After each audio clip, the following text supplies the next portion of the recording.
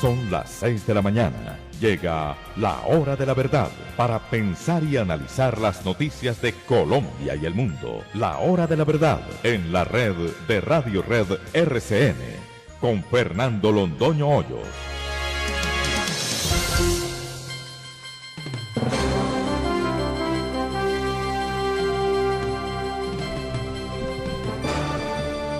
Muy buenos días. Son las 6 de la mañana de este martes 16 de abril de 2019. Esta es la hora de la verdad y desde luego el tema del día es un tema lleno de dolor y de angustia. Arde la Catedral de Notre Dame. Nadie lo hubiera pensado, siquiera como posible. París es Notre Dame. Notre Dame es París. ¿Cómo volver a París sin ir a Notre Dame? ¿Cómo concebir esa ciudad que giraba siempre alrededor de Notre Dame?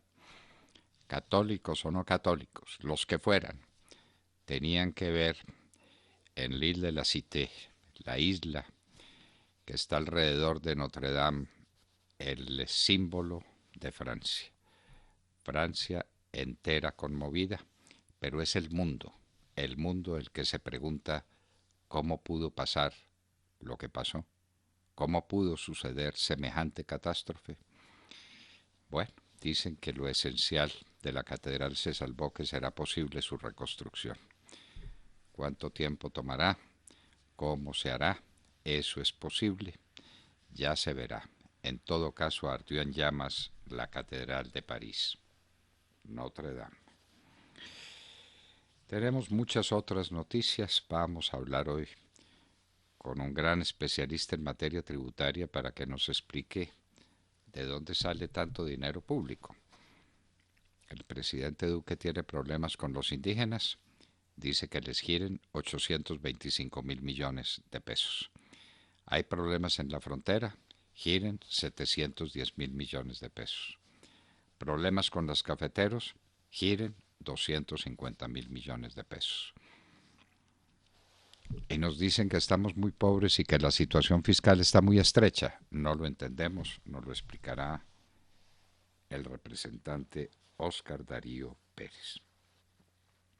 Las demandas contra Colombia. Es curioso, vemos a las calificadoras de riesgo refiriéndose a este tema, pero nadie menciona los 8,5 billones de pesos que Colombia debe en sentencias ejecutoriadas en contra de la nación y que Juan Manuel Santos ordenó no pagar, para crearle seguramente a algunos amigos suyos o del ministro de Hacienda un lindo negocito, el mercado secundario de sentencias con el 30% de rentabilidad. El mejor negocio del mundo queda en Colombia. Y las calificadoras de riesgo no lo han notado y nadie lo ha advertido y nadie habla de semejante deuda de la nación. ¿Qué pasará con los votos de Mockus? Ya se sabe que Mockus hizo un fraude porque lo hizo. Nos morimos de la pena con todos los que se rasgan las vestiduras. Mockus, el hombre lleno de ética, el hombre que enseñó la rectitud por encima de todo, hizo un fraude. Porque él sabía muy bien que estaba inhabilitado para aspirar al Congreso de la República, porque era contratista con corpovisionarios, contratista del Estado. Eso no era ningún misterio. Pero bueno, el nombre de Mockus produjo una avalancha de votos. ¿Y qué pasa con esos votos? ¿Qué pasa con ellos? En nuestra opinión, hay que volver a barajar, hay que barajar y volver a dar. No nos cabe ninguna duda que se le quita la investidura a Mockus, pero ahí se quedan sus votos. Eso no puede ser. Ese es un contrasentido. Los votos por la lista de Mockus deben desaparecer del escenario, se debe volver a barajar, nueva cifra repartidora y nuevas caras en el Congreso de la República. ¿Qué le vamos a hacer si así son las cosas?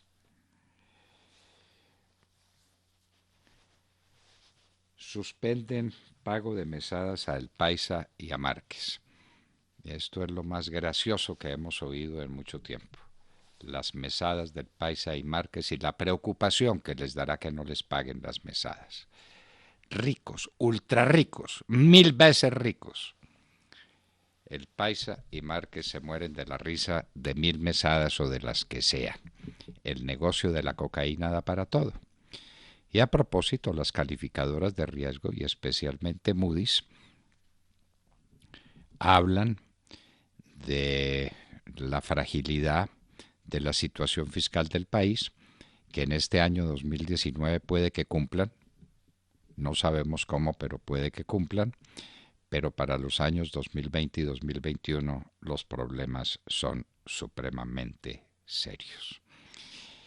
Y entonces dicen qué cosas deben ocurrir, y una de ellas es que se mantenga el tipo de cambio sin alteraciones. Es decir, que las FARC y los narcotraficantes sigan haciendo su negocio, porque es lo único que mantiene el tipo de cambio. Y lo que se diga en contra es mentira, una soberana mentira. El tipo de cambio en Colombia es completamente artificial y lo mantiene el negocio del narcotráfico. Pero para Moody's y las calificadoras, ese es un elemento esencial para la estabilidad de la economía. Entonces, la pregunta es, ¿qué se sigue? La tragedia en Caldas, Antioquia, nuestros sentimientos de dolor con todas esas familias que perdieron cuanto tenían por una avenida del río Medellín, y probablemente porque las alcantarillas no estaban en servicio. Aquí tenemos la costumbre inveterada de tirar los desperdicios a las alcantarillas. Y los alcaldes no tienen la costumbre inveterada de limpiar las alcantarillas. ¿Cuánto de ese horror se hubiera podido evitar con alcantarillas en uso? La captura en Madrid del Centro Tecnológico de Comunicaciones del ELN. En Madrid, España. Es que están muy distinguidos porque tienen mucha plata, porque el narcotráfico les da mucha plata. Entonces manejaban sus comunicaciones desde Madrid, España. Y allá los encontraron. Y en Cuba, en La Habana, están los que dirigieron el ataque contra la Escuela General Santander, que es un falso positivo, dice el ELN. Claro, el mismo que acaba de volar otra vez el oleoducto Cañón Limón Coveñas. Parece que la tregua de Semana Santa, nadie dijo nada del oleoducto. La tregua es tregua con los con los militares, la tregua es con la población civil. Nadie habló nada del oleoducto. Capturado alias James.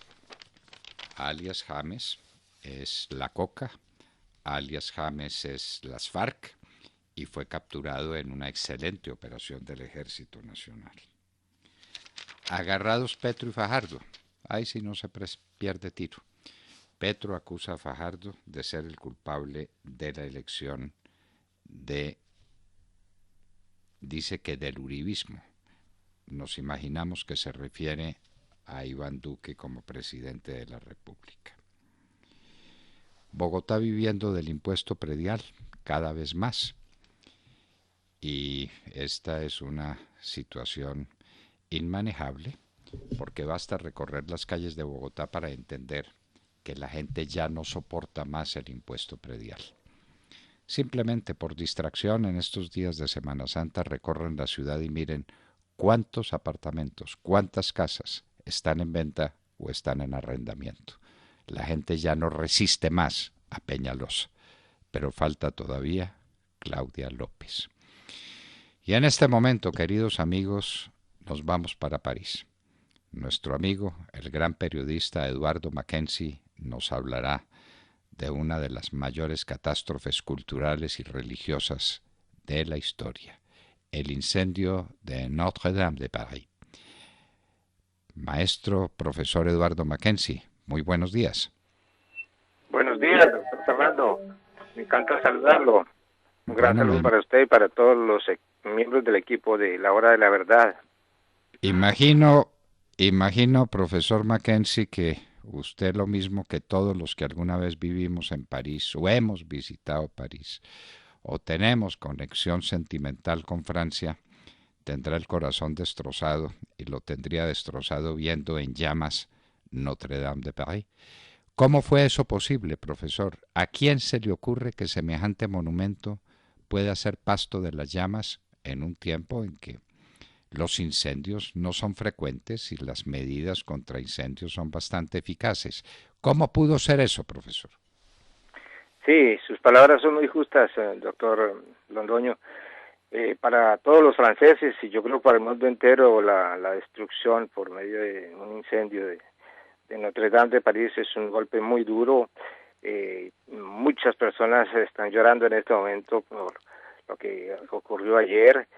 Es un hecho terriblemente, es una catástrofe. Muchas personas lo han dicho así, es un hecho espantoso. Y sobre todo, pues lo que más preocupa es que no se sabe nada por el momento acerca del origen de ese incendio. Parece que, según las autoridades, el origen del incendio fue una falla técnica, un descuido de los trabajadores que estaban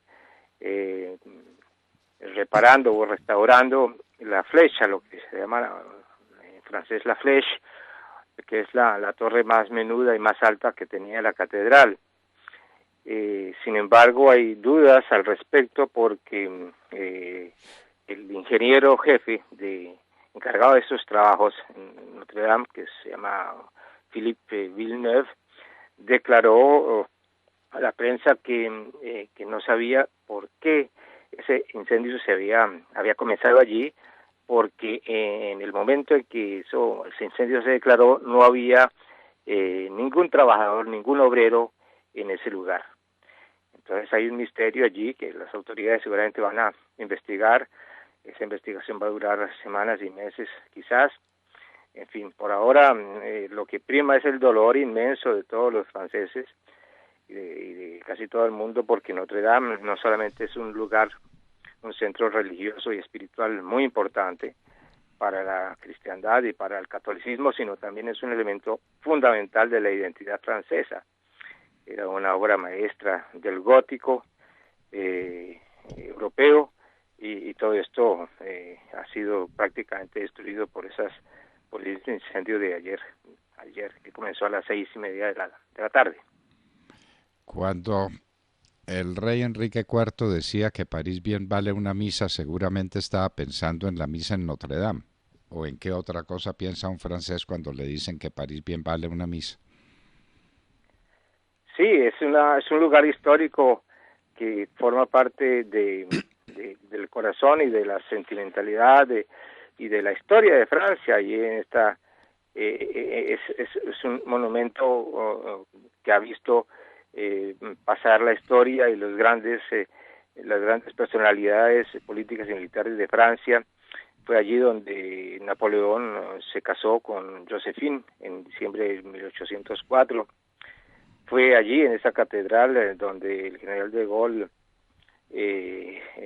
ordenó hacer un Te Deum luego de la liberación de París, el 26 de agosto de 1944.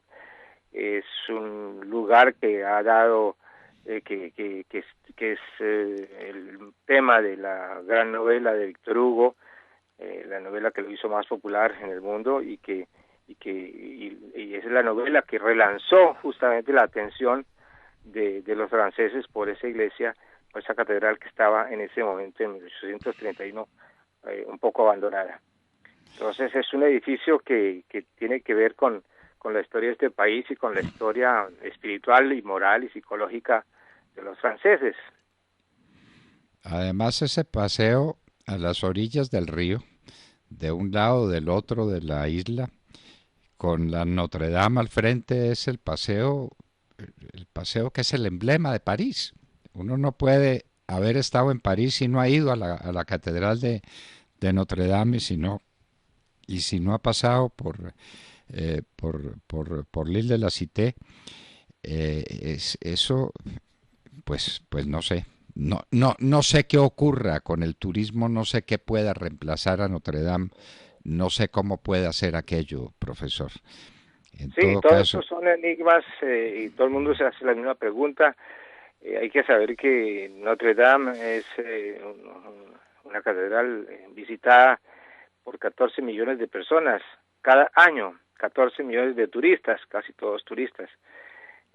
Pero fuera de los feligreses que frecuentan la iglesia los domingos o en los días de religiosos, pero 14 millones de turistas es la cifra de las personas que pasan obligatoriamente cuando llegan a París y cada vez que un amigo o un familiar mío viene a Francia, el primer lugar a donde vamos es a Notre Notre Dame. Dame. Claro, a Notre Dame a rezar, a Notre Dame a pedirle a Dios, y a Notre Dame también a tomarse la fotografía, prueba irrefutable de que uno sí estuvo en París. Porque, Así es. claro, porque ¿quién puede estar en París sin tomarse una fotografía al pie de Notre Dame? Es que Notre Dame es todo, Notre Dame es París. Además, en ese gótico, ¿qué queda comparable con ese gótico? La Catedral de Amiens, la Catedral de Colonia. ¿Qué otros monumentos pueden parecerse?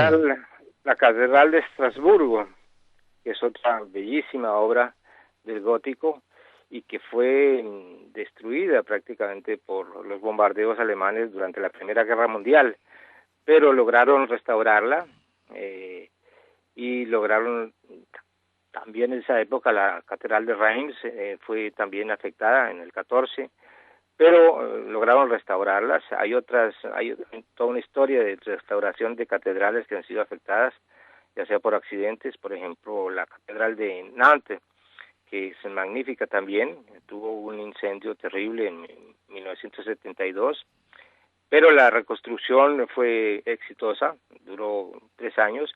Hay otras que se demoran mucho más, en fin. Entonces todo el mundo en este momento piensa en la reconstrucción, pero al mismo tiempo todo el mundo es consciente de que muchas partes han quedado destruidas por las llamas, muchos elementos históricos e incluso reliquias que estaban en la aguja fueron destruidos y nunca más se podrá recuperar estas cuestiones. Entonces, por eso es el pesar tan grande.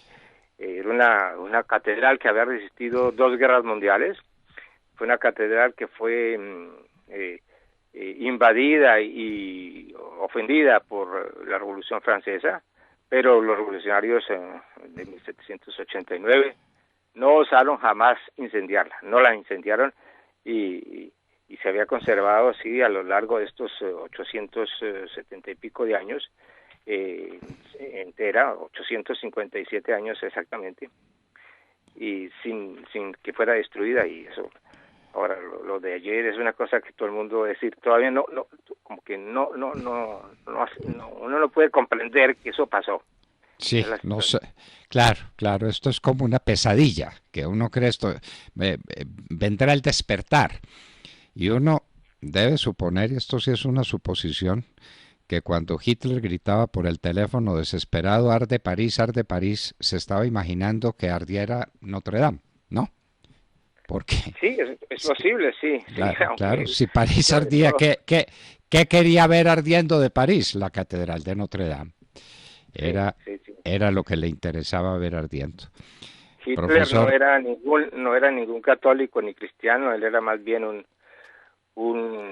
¿cómo se dice? Un fanático de las cosas esotéricas, y a él le hubiera importado un pepino destruir la catedral, pero no lo logró porque el mismo general que dirigía las tropas y las operaciones en París vio que esto era un absurdo, que vio que en primer lugar Hitler había perdido la cabeza, Hitler había perdido la guerra, las tropas aliadas ya habían desembarcado en Normandía y se aproximaban a la capital, dice destruir a París, es decir, eso se va a terminar en mi captura y en mi ejecución, etcétera. Y él no cumplió las órdenes perentorias de Hitler al respecto. Así fue como se salvó la catedral y la capital y los puentes y todo esto que habían comenzado a ser minados. Para fortuna de la humanidad se salvó París en aquella ocasión. Profesor Eduardo Mackenzie, pues yo creo que tendremos que repetir esta conversación con usted cuando avancen estas cosas y sepamos, primero, por qué ardió la catedral, la que no ardió con la Revolución Francesa. Usted lo dice muy bien. Todas las cosas que pasaron con la Revolución Francesa, la manera como persiguieron a la Iglesia Católica brutalmente y las barbaridades que hicieron en Notre Dame, ¿no? Barbaridades que... La profanaron, pero no la incendiaron. La profanaron de todas las maneras, no la incendiaron. Bueno, y entonces esperaremos a ver qué planes de reconstrucción hay y cuántos años sin que algunas cosas se puedan reconstruir. Eso es inevitable. Lo que se perdió. Y las reliquias culturales, las obras de arte que hay dentro de la Catedral de París, esas no volverán. Podrán poner otras, pero Notre Dame se quemó y se quemó para siempre.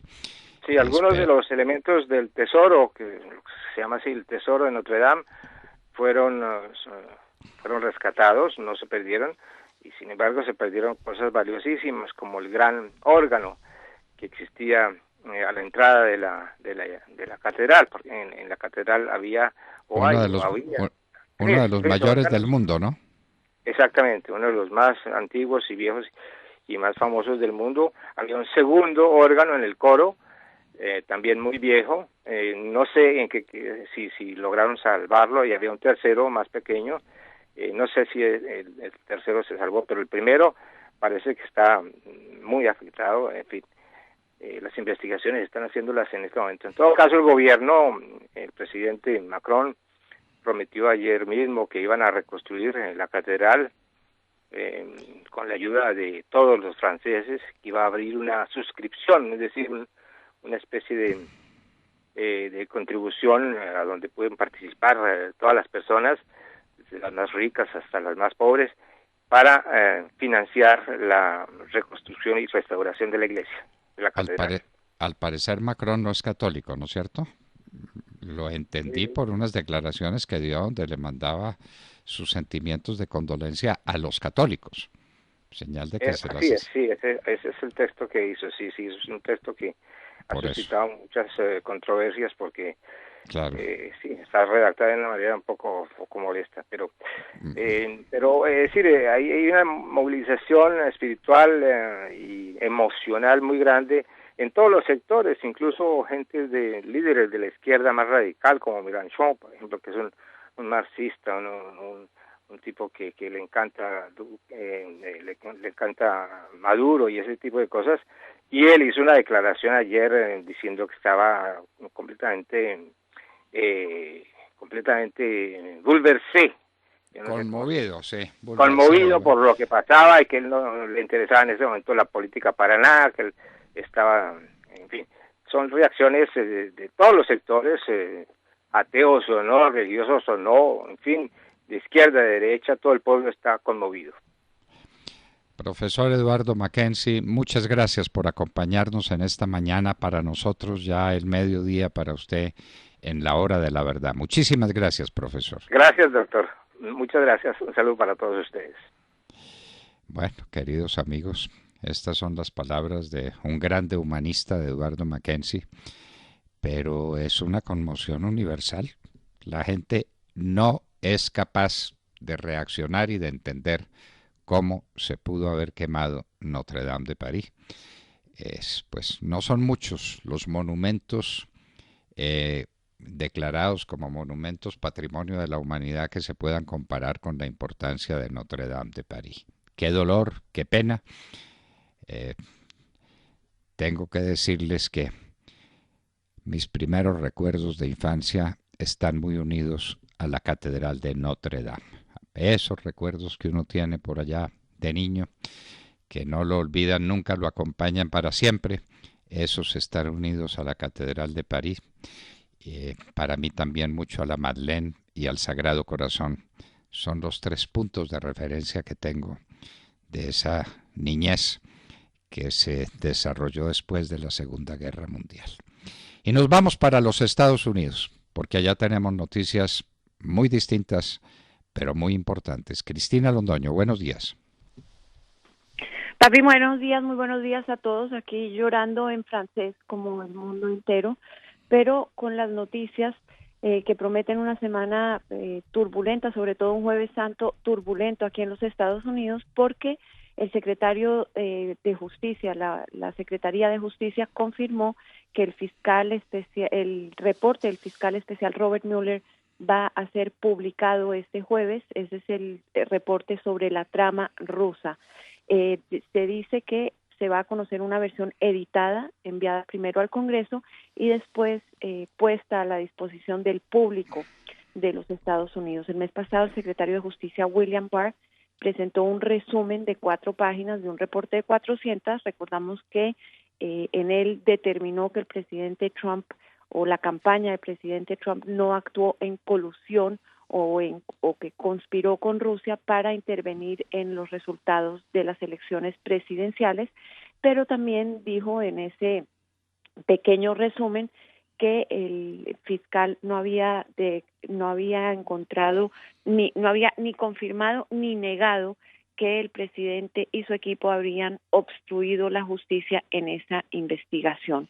Sabemos que esto va a generar una gran controversia con los demócratas. Los demócratas no quieren un informe editado, quieren un informe totalmente limpio, recibir exactamente lo que pasó, diciendo que el secretario de Justicia pues no es una persona objetiva porque siempre ha estado del lado del presidente Trump.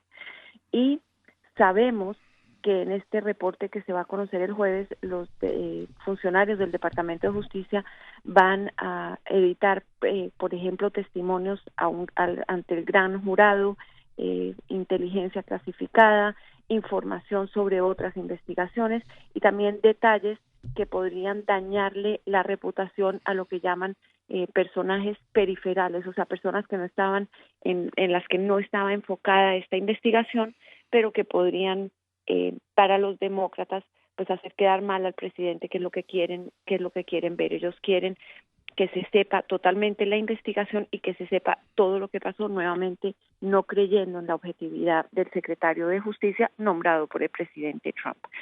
Y en otra noticia tenemos que hablar de la nueva estrategia del presidente Trump con la crisis que se ha visto en la frontera. En marzo, 53,000 detenidos, indocumentados detenidos en la frontera. Esto es una cifra récord. Siguen llegando, vienen cada vez más caravanas y los centros de detención prácticamente pues no dan abasto. ¿Cuál ha sido la salida del presidente Trump, que ha estado mencionando en los últimos días, pero que se conoció que lleva trabajando durante meses? Pues liberar a estos indocumentados, a los que va a tener que liberar, y soltarlos en las llamadas ciudades y estados santuario. Estas son ciudades y estados que tienen políticas de puertas abiertas a los inmigrantes, que no quieren la policía cooperar con los agentes de inmigración y entregárselos a inmigración. Por ejemplo, California, ciudades como la misma Washington, D.C., que protegen a los indocumentados, que les dan servicios a los indocumentados, que no quieren entregarlos a inmigración a menos de que tengan pasado criminal. Entonces, ¿qué quiere el presidente? Pues está diciendo, muy bien, ustedes los quieren tanto, no me los quieren entregar, pues los vamos a mandar, a los que tengamos que soltar, los vamos a sacar de los centros de inmigración y se los vamos a entregar a ustedes, estados y ciudades santuarios que tanto los quieren.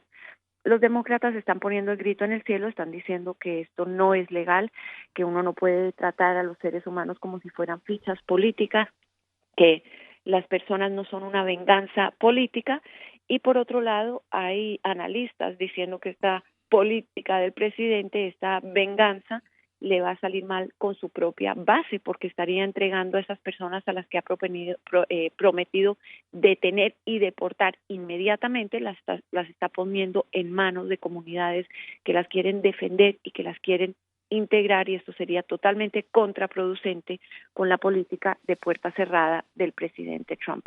2 noticias en desarrollo que vamos a estar siguiendo, sobre todo en esta temporada electoral. Es lo que tengo por el momento. Ahora regreso contigo al estudio, papi. Que tengas muy buenos días y muy buenos días a todos. Muchas gracias, Cristina. 2 temas para la Semana Santa en los Estados Unidos. El informe Miller por una parte y la campaña de Trump para que sean los demócratas los que reciban a los migrantes ya que tanto los quieren. Una forma muy al estilo de Trump de hacer política. Vamos a ver en las próximas elecciones si eso le funciona o no. Sergio Gel. Doctor Londoño, muy buenos días para usted y para todos nuestros oyentes. Pues hacemos un giro esta mañana para revisar ahora temas económicos, porque las calificadoras de riesgo ven con preocupación lo que está ocurriendo con la flexibilización de la regla fiscal en Colombia. Y es que recordemos que el comité de la regla fiscal pues tomó la decisión de ampliar el déficit permitido para este año y para el próximo en 2,7% y en 2,3% del PIB respectivamente.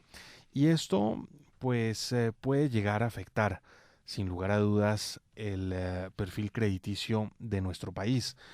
Cuando decimos que las calificadoras de riesgo están viendo con preocupación lo que ocurre con la flexibilización de la regla fiscal, nos referimos principalmente a las más grandes, a Fitch Ratings, a Standard & Poor's y a Moody's. Ayer, pues Moody's fue la última en pronunciarse, sacó un reporte en el que manifiesta que si bien los ajustes a los objetivos de déficit han estado siempre en línea con las pautas de la regla, estos continuos cambios pueden llegar a minar su credibilidad. Además, desde Moody's advierten que no anticipan que más allá de 2019 los ingresos del gobierno aumenten tanto como lo están pronosticando, debido a que las proyecciones de Moody's de crecimiento son más bajas y también debido a la pérdida de los ingresos derivada de la disminución de las tasas de impuestos corporativos que se incorporaron en la reforma tributaria. Esa reforma pues que no salió bien, hay que decirlo. Es por todo esto que Moody's está anticipando que la reducción del déficit en el periodo 2020-2021 no va a ser tan significativa como se estimó en la última actualización. Así pues que no es bueno el panorama que ponen las calificadoras de riesgo sobre la situación económica en el país, sobre el manejo de la regla fiscal y con respecto al nivel de deuda. Moody's indica que se estabilizaría, o la proyección que tiene Moody's en realidad es que se estabilizaría en torno al 48,5% del PIB entre este año y el año entrante. Esto luego de haber alcanzado un punto máximo, recordemos, bajo el gobierno de Juan Manuel Santos en el año 2017. Pero muy complicado el panorama, al menos muy difícil la lectura que le dan las principales calificadoras de riesgo a la economía colombiana y sobre todo al manejo que se le está dando a la regla fiscal en nuestro país. Fitch Ratings, Standard & Poor's y Moody's, las principales calificadoras de riesgo, miran con preocupación lo que está pasando en materia económica en Colombia. Sergio, el 50% del PIB es respecto al endeudamiento del gobierno central. El endeudamiento consolidado es del 60%. Lo dice ANIF cuando comenta precisamente los puntos de vista de las calificadoras de riesgo. 60%. Y ahí no están computados nuestros famosos 8,5 billones de pesos en sentencias ejecutoriadas. Nadie habla de eso, ¿no? Valdría la pena, ¿no? Valdría la pena que eso se incluyera en el presupuesto. Es una cosa curiosa en alguna parte. En algún lado, en alguna parte. Porque hay un mercado secundario de sentencias donde algunos vivos o amigos de Cárdenas o amigos de Santos o todas las cosas a la vez se están ganando unos platales porque el gobierno está pagando 30% de interés anual por esas obligaciones pendientes. Vanessa Araujo. Doctor Fernando y queridos oyentes, muy buenos días. Ayer, lunes 15 de abril, el expresidente peruano Pedro Pablo Kuczynski perdió la apelación para recuperar su libertad. El siguiente paso es que el Poder Judicial peruano programe fecha y hora para la audiencia en la que un juez decidirá si acoge o no el pedido de la Fiscalía de prisión preventiva para el expresidente. La prisión preventiva puede durar hasta 2 años en Perú. El juez sustentó la decisión de ayer lunes, avalando el argumento de la Fiscalía de que el expresidente se aprovechó de su cargo de ministro de Estado en el gobierno de Alejandro Toledo para favorecer a Odebrecht. El pasado 10 de abril, el Poder Judicial, recordemos que a pedido de la Fiscalía, dictó una detención preliminar de 10 días contra el exmandatario, quien desde esa fecha pues se encuentra en un recinto policial en la ciudad de Lima. El expresidente está acusado de haber lavado dinero de posible origen ilegal de la constructora brasileña Odebrecht a través de consultorías, cuando este era ministro del expresidente Toledo, a nombre de Westfield Capital, la empresa de Kuczynski registrada en Estados Unidos. La Fiscalía peruana sospecha que la manera de lavar dinero era a través de las supuestas consultorías. Estos dineros serían entonces en realidad pagos para obtener los favores que el expresidente le daba a Odebrecht, adjudicándole grandes obras públicas. Entonces, otro expresidente peruano más investigado por sus relaciones con Odebrecht. Prácticamente todos están investigados. En este momento, en la misma situación de Kuczynski, está Keiko Fujimori, la hija de Fujimori, el expresidente, que está en prisión preventiva. Y también está, recordemos, Alejandro Toledo, en espera de que no lo extraditen desde los Estados Unidos. En el Perú se dirá, si quiere ir a la cárcel, hágase elegir presidente. Sea presidente, ¿no? Sí. Toledo, Fujimori, Kuczynski, Ollanta Humala, si quiere ir a la cárcel, hágase elegir presidente. Bueno, aquí en cambio no pasa nada, a nadie le pasa nada de nada. Demar Corto. Doctor Fernando, compañeros de la mesa, oyentes de la Hora de la Verdad, muy buenos días. En menos de 72 horas, el ELN mostró con ataques terroristas su intención de paz. ¿Qué dirán en estos momentos los mamertos de extrema izquierda que tanto hablan de paz y que con cartas le suplican al presidente Iván Duque que se siente a conversar con estos canallas criminales? En las últimas 72 horas, los terroristas del ELN volaron 2 veces el oleoducto Caño Limón Coveñas, en norte de Santander. Esta vez el ataque que produjo el derrame de crudo se localizó en zona rural de Tibú, en el Catatumbo. Versiones de Ecopetrol indican que el crudo está cayendo al río Tibucito y en Pozo Azul, un sitio turístico y emblemático de la región que es visitado por estas fechas y que tendrá que ser suspendido al público por cuenta de los terroristas. Ecopetrol en esta región del Catatumbo solicitó a la comunidad abstenerse de usar agua de estas fuentes hídricas y de acercarse al lugar del incidente hasta tanto se recupere la normalidad. El otro ataque contra la infraestructura petrolera se produjo el fin de semana contra el oleoducto trasandino de Colombia, en Nariño. Habrá que señalar para los amigos de la paz que estos terroristas del ELN habían anunciado un cese unilateral de hostilidades durante la Semana Santa, entre el 14 y el 21 de abril, cosa que, como ustedes pueden escuchar, no están cumpliendo.